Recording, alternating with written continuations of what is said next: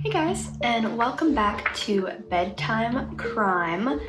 Today we are going to be looking at another case in the Unsolved series that I've been doing, which is originally was only going to be Unsolved Murders, but as I've been looking more into it, I think I'm going to either do it's going to be Unsolved Murders, but it's also going to be a mixture of the Unsolved Murders and also missing cases, so just unsolved in general. So today's video is going to be about the case of Sherry Lynn Marler, and this is a young girl who went missing in the 1980s. So it's a little bit of an older one, but I still think it's very interesting to look at and good to spread awareness about these cases. So if you're interested in any of that, please keep watching. So Sherry Lynn Marler was born on August 18th, 1971 in Greenville, Alabama to her mother, Betty Stringfellow. And she does have a biological father as well. There's just not a lot of information about him out there and not a lot of information in general about Sherry's early life. So I did what I could to find the most information, and the information is a little scarce. Now, growing up, Sherry's nickname was Little Farmer because she absolutely loved doing farm work. They lived near a farm and on a farm, and she loved to drive tractors. She knew how to drive a tractor. Her favorite musician was Kenny Rogers. She just loved to be outside and around all things farming.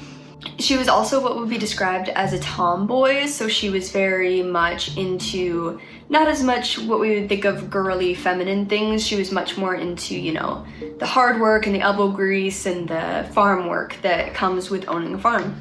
Growing up, she was a very happy child, always had a smile on her face, and she lived in a very safe and close-knit town. Greenville, Alabama only had a population of about 7,600 people at this time, so everybody kind of recognized everybody, you know, everybody kind of knew what everybody was doing, and it was very safe and close-knit.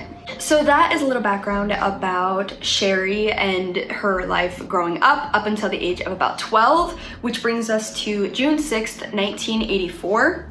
Betty had woken up early that morning, her mom. Betty had woken up early that morning to go to her shift at the Waffle House, which started at about 7 a.m. And Sherry's aunt was actually in town during this time, and Sherry was sleeping on the living room couch so that her aunt could sleep on her bed. And at 9 a.m., Sherry had woken up to the sound of her stepfather, who was Raymond Stringfellow, leaving to go to the bank to run some errands. And that day, Raymond had to go to the bank to sign some paperwork, you know, just regular errand stuff, and Sherry decided that she wanted to go with him. She always wanted to go wherever Raymond was going. She really liked her stepfather a lot. So they headed to the First National Bank on 100 West Commerce Street in downtown Greenville, and they arrived to the bank at about 9:30 a.m. And while he was dealing with his stuff at the bank, he had given her $1 while they were still in the car to go and buy a soda. And Sherry had headed over across the street to get her soda from the Chevron gas station, which was literally just right across this little street, and she was probably going to be back in about 5 minutes. Now, the Chevron gas station was situated at the corner of West Commerce Street and Fort Dale Street, which is the corner right across from the bank. And when Raymond headed back to his red pickup truck after finishing all of the paperwork that he had signed, it had only been about 15 minutes since him and Sherry originally split up and she went to go get the soda. And when he went into the truck, she wasn't there. Sherry wasn't there. And this was strange to Raymond because it doesn't take very long to get a soda, especially from right across the street. So he just decided to wait a little bit longer for her just to see if maybe she had gotten caught up with something, and just waited a few more minutes. After that, he went to check the gas station to see if she was in there, just to see what was taking so long, but she actually wasn't there. And he continued looking around for about 2 hours after that, because now he was panicked because he didn't know where she was.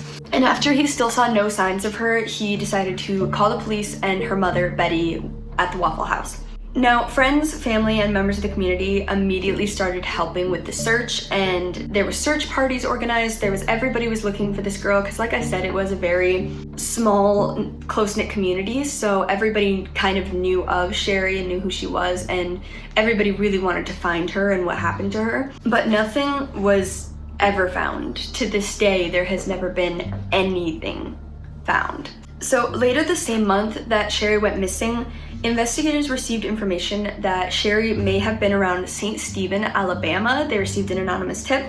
And after her disappearance, there were actually 3 sightings that all described Sherry in the exact same situation and the exact same way, which was that she was accompanied by a man who looked to be about 50 years old, and he was about 5'8", had a huskier, bigger build, and he had wrinkles and crow's feet around his eyes.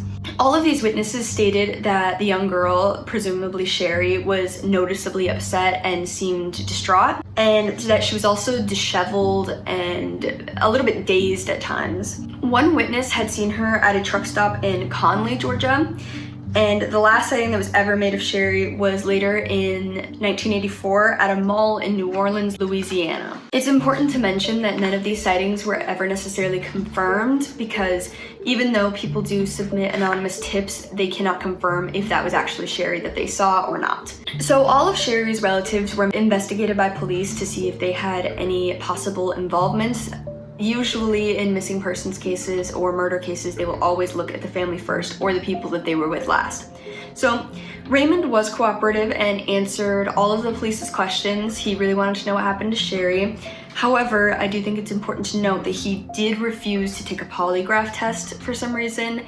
He never really went on to explain why he refused, but he did refuse to take a polygraph test. Despite this, her biological father and her stepfather have both been ruled out as suspects in the possible murder of Sherry. And obviously, with no evidence of a kidnapping, no evidence of a murder, the police are going to go, when it's a 12-year-old girl missing, to she probably ran away. She's a runaway case. So, however, Betty does not believe that Sherry would ever run away. She was, you know, a very happy kid. She was happy in her life, and that day she was actually really excited to go over to her grandma's house and be able to watch some of her favorite shows.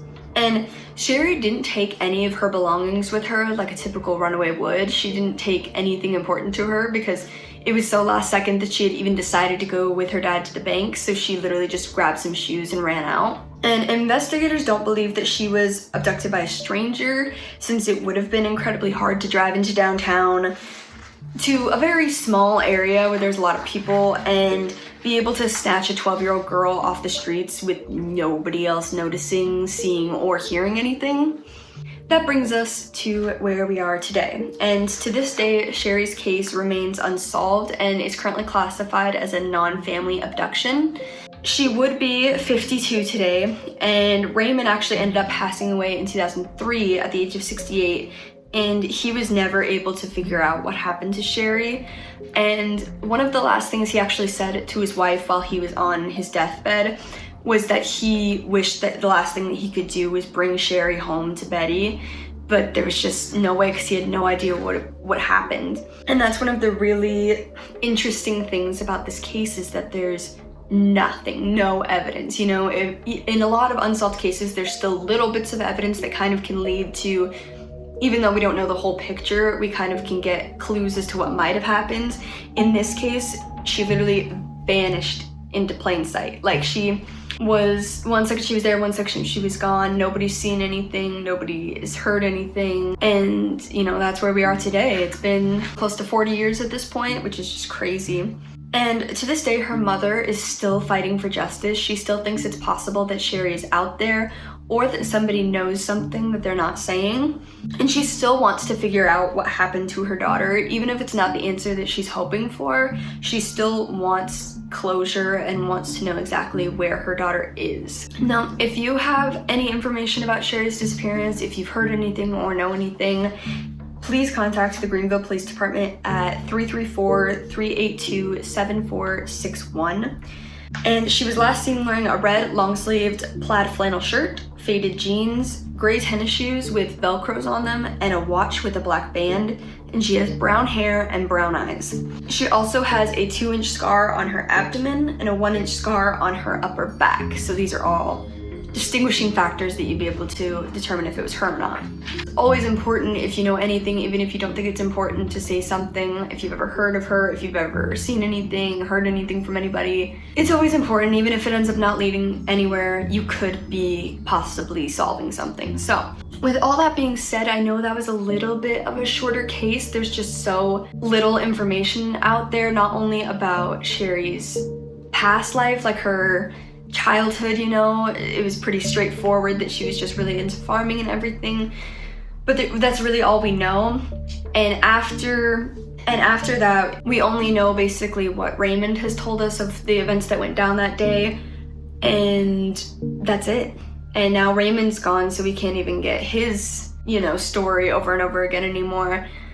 So we're really just left with an unsolved thing, and to this day nobody knows what happened to her. So I know that's a little unsatisfying. As I told you at the beginning of the series, most of these are going to be pretty unsatisfying and sad, but it's important to have awareness about these cases because they are important cases, and these people mean just as much as the people who were found and did get murdered, and they, you know, they got justice and their killers went to jail. These girls also deserve justice for the things that happened to them. So with all that being said, I hope you guys enjoyed this video, and I hope you learned about Sherry and learned something new.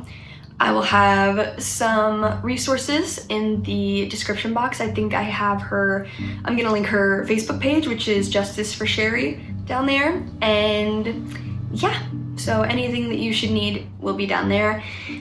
And let me know what you guys thought of this case. Let me know if you have any theories. I'd love to hear them, because right now we don't have anything. So if you have any theories about what could have happened to her, I'd love to hear them. And if you enjoyed the video, please give it a thumbs up, and I'll see you guys in the next one.